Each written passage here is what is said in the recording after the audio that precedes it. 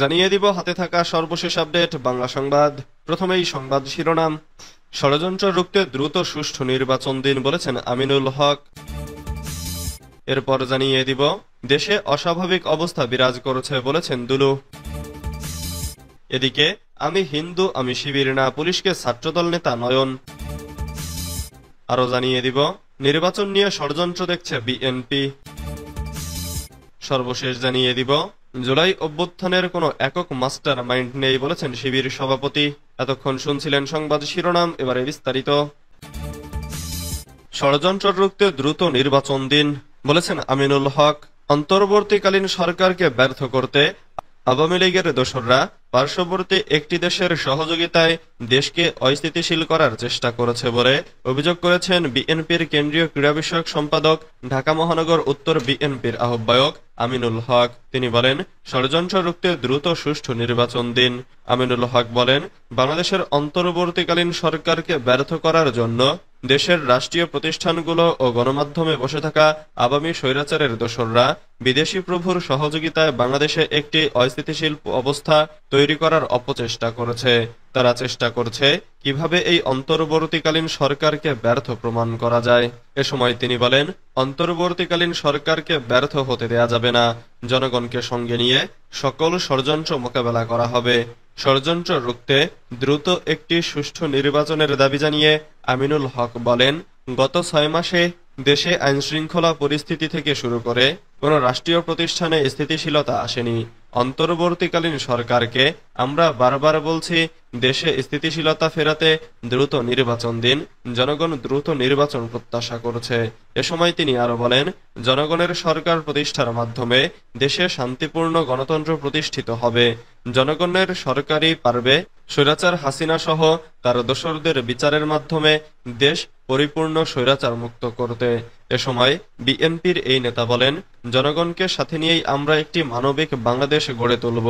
বাংলাদেশের মানুষের যে মানবিক মূল্যবোধ, সামাজিক মূল্যবোধ, মানুষের যে দৈনন্দিন চাহিদা ও মৌলিক চাহিদাগুলো রয়েছে, সকল চাহিদা পূরণের মাধ্যমেই আমরা বাংলাদেশের মাটিতে একটি সুস্থ ধারার রাজনীতির পরিবেশ তৈরি করতে পারব।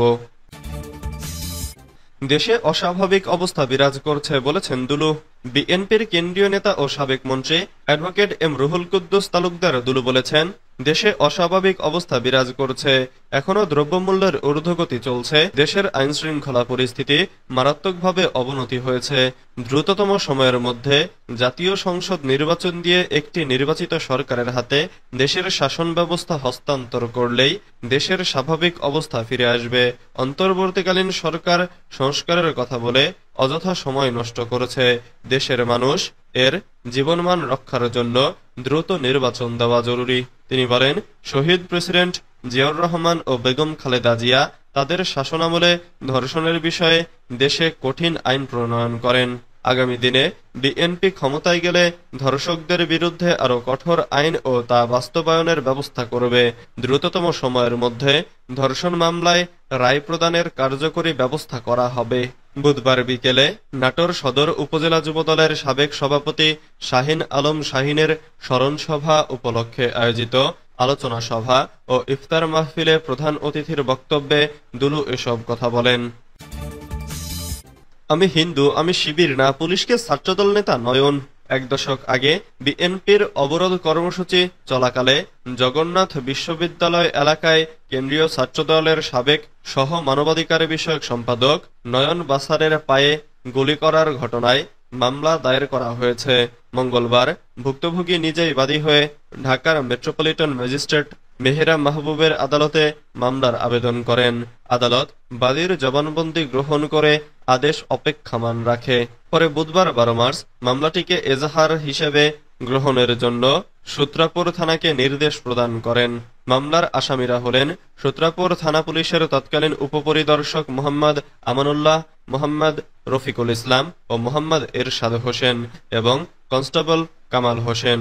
এছাড়াও মামলায় অজ্ঞাতনামা পুলিশ সদস্য, ছাত্রলীগ, যুবলীগ, আওয়ামী লীগের নেতাকর্মীদের আসামি করা হয়েছে। মামলার বাদী নয়ন বাসার বাগেরহাট জেলা মোডেলগঞ্জ থানার গোবিন্দপুর গ্রামের প্রবাস বাসারের ছেলে। তিনি জগন্নাথ বিশ্ববিদ্যালয়ের দর্শন বিভাগের 2011-12 সেশনের শিক্ষার্থী ছিলেন। পুলিশের গুলিতে পঙ্গু হওয়ার সময় ছাত্রদলের কর্মী হলেও পরবর্তীতে লাভ করেন কেন্দ্রীয় ছাত্রদলের সহ মানবাধিকার বিষয়ক সম্পাদকের পদ। নির্বাচন নিয়ে ষড়যন্ত্র দেখছে বিএনপি। ত্রয়োদশ জাতীয় সংসদ নির্বাচন নিয়ে ষড়যন্ত্র দেখছে বিএনপি। দলটি মনে করছে প্রায় সব রাজনৈতিক দল নির্বাচনের সুনির্দিষ্ট রোডম্যাপ ঘোষণার দাবি জানালেও অন্তর্বর্তীকালীন সরকার তা কৌশলে এড়িয়ে যাচ্ছে। নির্বাচন নিয়ে সরকারের শীর্ষ পর্যায় থেকে এক এক সময় এক এক ধরনের তথ্য দেয়া হচ্ছে, যা সন্দেহ আরো বাড়াচ্ছে। এ অবস্থায় সভা সমাবেশের মতো কর্মসূচি নিয়ে মাঠে থাকার সিদ্ধান্ত নিয়েছে বিএনপি। এপ্রিল ও মে জুড়ে এ কর্মসূচি পালন করা হবে। সোমবার জাতীয় স্থায়ী কমিটির বৈঠকে এ সিদ্ধান্ত হয়। আওয়ামী ফ্যাসিবাদী গোষ্ঠীর ব্যবসায়িক প্রতিষ্ঠানগুলোকে একটি ইসলামী দল ও একটি নতুন দলের নেতারা শেল্টার দিচ্ছেন এমন তথ্য তুলে ধরে বৈঠকে নেতারা বলেন, এর পেছনে ওই দল দুটোকে আর্থিক সুবিধা দেওয়ার প্রমাণ তারা খোঁজ করে পেয়েছেন। এর ফলে ঘুষ ও দুর্নীতি কমেনি, আইনশৃঙ্খলা পরিস্থিতির অবনতি ঘটেছে বলেও নেতারা মনে করেন। জুলাই অভ্যুত্থানের কোনো একক মাস্টার মাইন্ড নেই বলেছেন শিবির সভাপতি।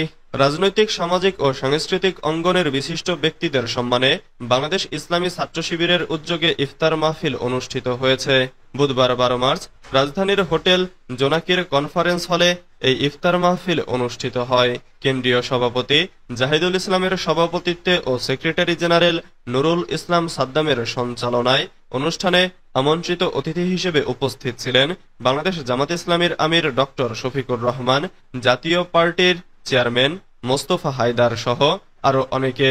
ইফতার পূর্বে সভাপতির বক্তব্যে কেন্দ্রীয় সভাপতি জাহিদুল ইসলাম বলেন, গত 16 বছর ছিল আমাদের জন্য এক দীর্ঘ চ্যালেঞ্জিং যাত্রা। এই সময় আমরা ফ্যাসিজমের করাল গ্রাসে শতাধিক ভাইকে হারিয়েছি। আমাদের অনেক ভাই পঙ্গুত্ব বরণ করেছেন, গুম হয়েছেন। অনেকে ফিরলেও এখনো 6 জন ভাই গুম অবস্থায় আছেন। আমাদের অসংখ্য ভাই স্বাভাবিক ছাত্রজীবন কাটাতে পারেননি, অনেকে ছাত্রজীবন শেষ করতে পারেননি। জনশক্তিরা সবসময় ক্যাম্পাসে ভীতিকর অবস্থার মধ্য দিয়ে গেছেন। এসব দমনপীড়নের কথা আমরা কখনো ভুলতে পারবো না। অবশেষে ছাত্র জনতার অভ্যুত্থানের মধ্য দিয়ে আল্লাহ আমাদের এ শ্বাসরুদ্ধকর অবস্থা থেকে মুক্তি দিয়েছেন।